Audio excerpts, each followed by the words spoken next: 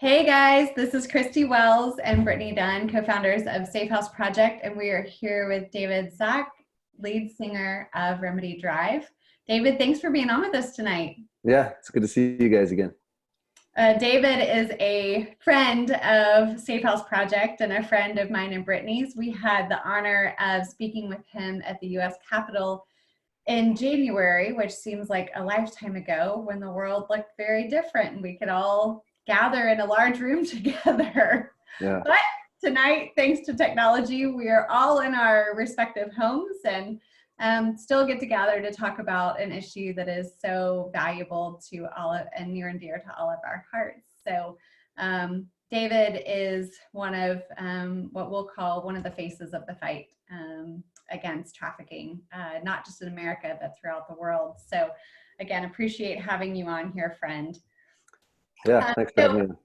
Before we even dive in, obviously the world is like very different since we were together in January. Tell us what your world looks like at home with your kiddos and your wife and making music. How are things going? Well, I had just gotten back from Southeast Asia when I saw you guys, and I was pretty, I was paying a lot of attention to the virus at that point in time because I had interacted with a lot of people from China and Japan and Thailand, and came home, did your event, did a couple concerts, was planning like we all were for our spring. I was looking at maybe going back to Asia last month in April, and then everything stopped in March. So since March 9th, remember the night the basketball games canceled? Yep. Yeah. That night I told my kids, I was like, you're going to remember tonight the rest of your life. And they like rolled their eyes at me. I think because I listened to the Rogan podcast, and that's when I realized like that I'd never heard of what was going on in Italy and until that night, because I had a long drive leading up to that night. Then all my events, I got 2 calls that night, like 10 calls the next night, everything canceled for me, everything we were doing canceled. So I just am focusing on writing songs, focusing on making music. I've done a ton of live streams, which has been really healing for me. People have requested songs from 20 years ago, from before I wrote about trafficking, before I was writing about slavery and the abolition, songs that are really meaningful to me at times like this, when the bottom drops out. That's And fantastic. getting family time, like I'm sure you guys are too. Just that I can't complain about getting a ton of time with my family. It's great. This my daughter's 10 years old almost, and this is the most time ever that I've seen her consecutive days in her whole life. Wow. Coming up on 90 consecutive days. I've never had that for her. I've never been around her that much. So That's fantastic. yeah. So we've all had some unusual things happen, or things that we've laughed that this only happens during quarantine, or things you will only say during quarantine. So have you guys had any things like that, or any funny circumstances that have happened with your crew during quarantine or shelter in place? I can't think of anything it seems so normal now. I don't Right. know what it's like for you. It just seems like we get up, my son and I play video games, we get the garden ready, I take a call, I do some work. It's so distracting though. It's so hard to get work done for me because I could be out playing basketball with Jack or watching Stella do some artwork or cooking. That's awesome. Well, you have such an incredible story about how you became a face of the fight against trafficking. Um, can you kind of share with our audience a little bit about that, about what brought you into this, and really kind of what your heartbeat is and what compels you to be in such a dark industry and be involved in it? Even that idea, the face of the fight, I was shy about it at first because I got wore out from people being public faces of fights and not taking any action. So I think that's what kept me from jumping in like I did for a long amount of time. We had been paying attention to the child trafficking of boys in Uganda and the enslavement of them, specifically to fight, carry weapons in Kony's army, for almost a decade before I got involved in this. And I thought that my role was going to be to sing. And it is a big part of my role to write songs about this, to shine a light on the issue through with the medium that I have, with the skill set that I have, and that is writing music and using the platform of the band to talk about it. But something that, I don't know if I told you guys this before, something that I find a ton of encouragement with is Frederick Douglass. He was the most photographed person of his day. So he was essentially the face of the abolition movement at that time. He never smiled in those photos. Mm-hmm. And he said to Harriet Tubman, who was, boots on the ground, he says, what I've been doing, I've been recognized, I've had a lot of applause, a lot of celebration, but the only witness to your labor, Harriet, has been the midnight stars. And that, I love that to death. I love the way he wrote that to her, and just that. And I feel like that's part of my role, is to celebrate you guys, celebrate the women on the front lines that you're helping to prop up and finance and give resources to, that are day in and day out helping survivors with the Safe House Project. That's something we're celebrating, trying to find a way to put that in the melody. But it all started for me, like you've heard before, with my daughter saying, "Dad, why not God protect those boys?" And feeling this absolute restlessness. And that was with the boy soldiers in particular, this restlessness and this continual pressure nudging me towards some sort of role other than just singing. And that was in 2012. And that's when I started writing about it. And then I met Matt Parker from the Exodus Road in 2013. Talk to us a little bit about Exodus Road as well, and what you've done. The Exodus Road doesn't do aftercare like the Safe House Project. They do intervention. We go in and we spy on individuals or criminal networks or organizations, mafias, whoever it is that's selling young girls and boys for sex. We spy on them. We use covert cameras and cyber forensic software and all sorts of technology that my band's fan base and the Remedy Drive community helps to fund a lot of that.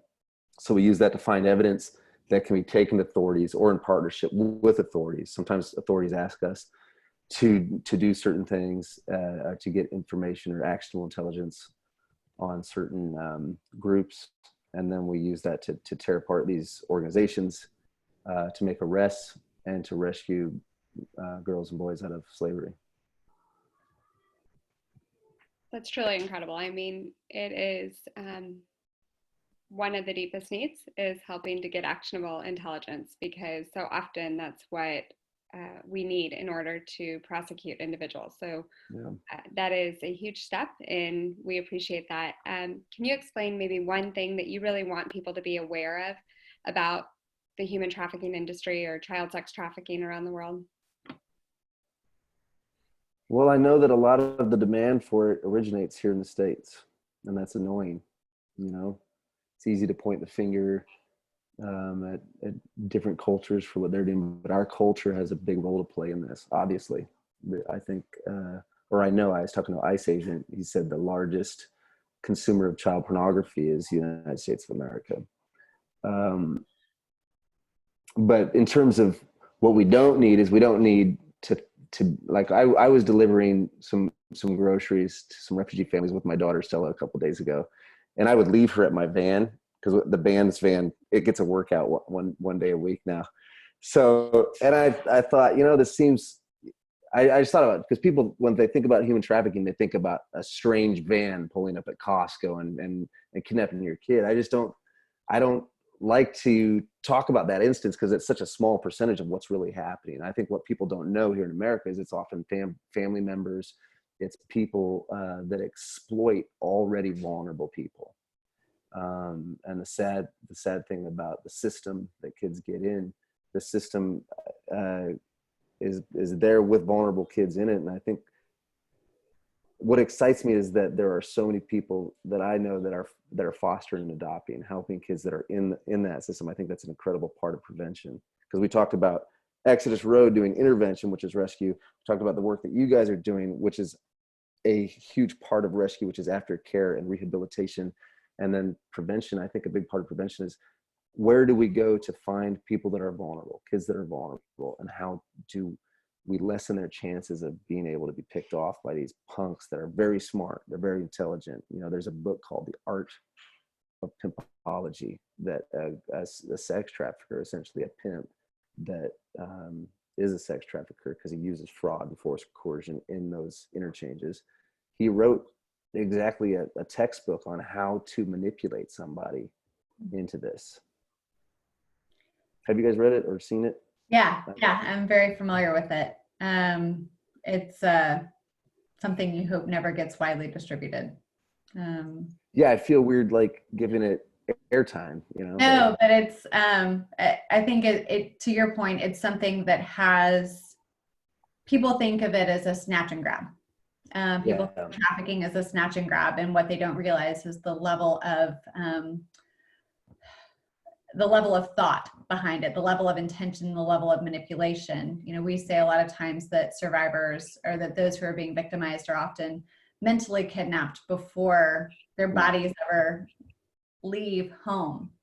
You know, and on that note, you know, we're in a season right now where the whole world has shifted, where we in America know that, you know, we're being called to shelter in place, which we're so grateful that when our own homes are places where we get to spend more time with our children and dig gardens and to play basketball and to do those things.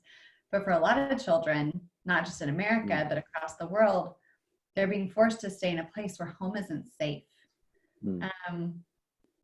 Do you have any thoughts about that, about, you know, maybe what we're going to see beyond COVID-19 as far as the results of human trafficking? Do you think they're going to, we've had some people who say, I think it's going to be decreasing because people are sheltering in place. What are your thoughts on what we're going to see out of human trafficking coming out of COVID-19?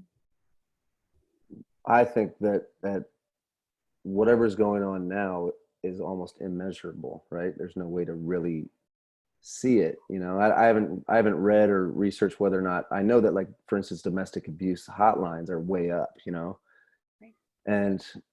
But I imagine once we're able to measure it, we'll see a spike. I don't think the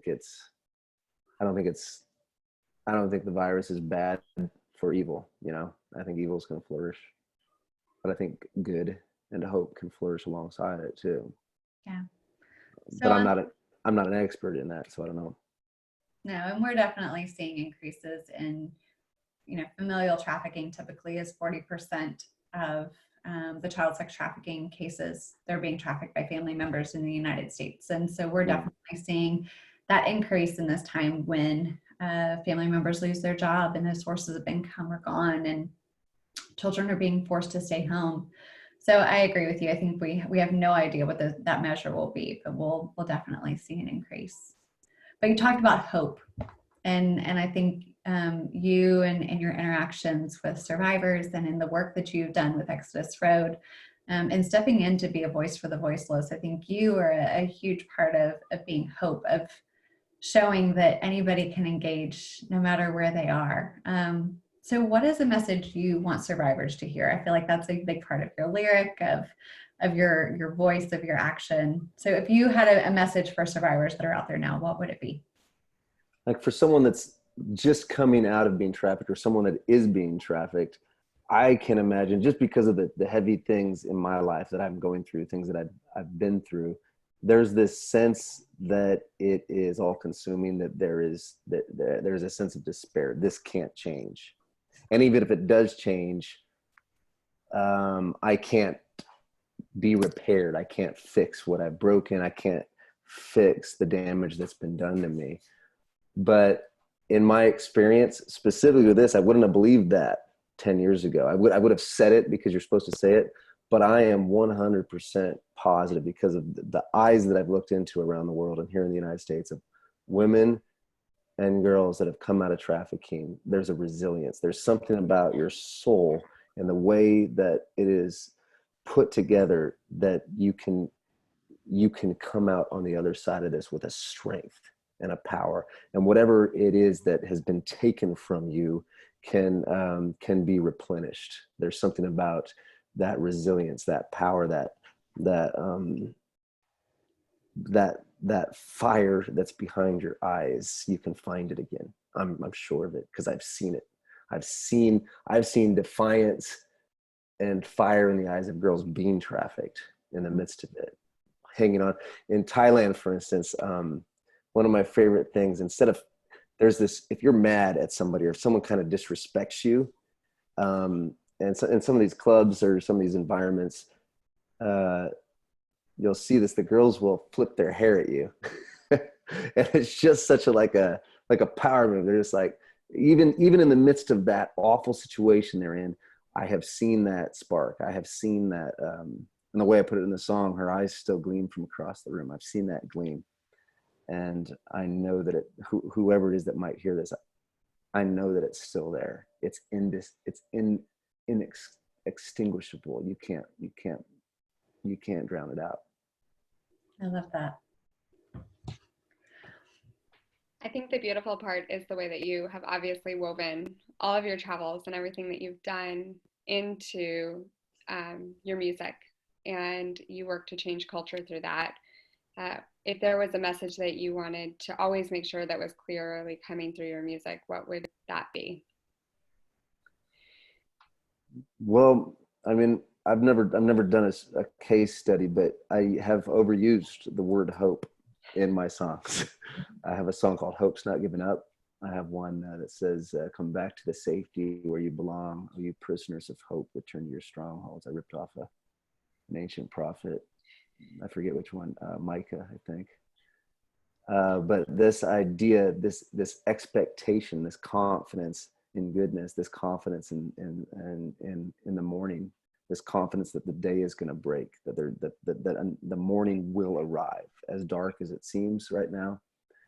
And in order to write those songs, in order to try to put those in the songs, I really harnessed the words of, like, Martin Luther King Jr., harnessed the words of the psalmists and the poets and the prophets that have gone before me.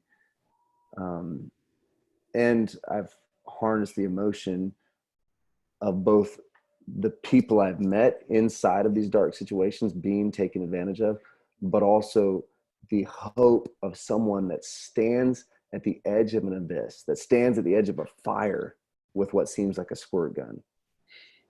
People like you, people like Matt Parker from the Exodus Road, that have decided to, against insurmountable odds, to go and try to put a dent in the darkness. Like Bono says, try to tear a little corner off the darkness. And so I want that hope, whatever that is. It sounds naive, it sounds audacious, but it's no more audacious or naive than a kid that decided to bring his 5 loaves of bread and 2 fish to bear when there was a hillside of 10,000 people that were hungry. And he thought, hey, maybe my lunch can help. And that's all I got, you know? I have my songs. That's my lunch. That's my contribution. That's my 5 loaves of bread and my 2 fish. And I want that confidence, that expectation, that bravery, that courage, that selflessness to find its way into my melodies. I love that. I love that. Well, David, we appreciate you being on tonight. One more thing, just as a funny story before we sign off, is we had the pleasure of being with David, like we said, in DC, speaking at the Capitol in January. David is a man of action, and Brittany and I are women of action. And so following speaking at the Capitol, we decided that one more layer of action was required. So David, do you want to share what the 3 of us had the privilege of doing? Well, I don't know what it's called, but they had a beach wagon looking thing, and filled with envelopes, right? Where the folders or manila envelopes. Had to take it all through security. You guys were in your fancy clothes. I think were you wearing high heels? Oh yeah. Yeah.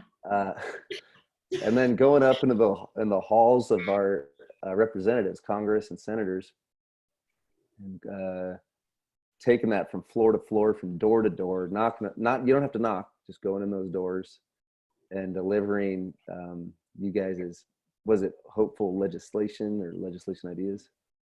Yeah, legislation that we wanted to see passed about bringing education about sex trafficking into the schools.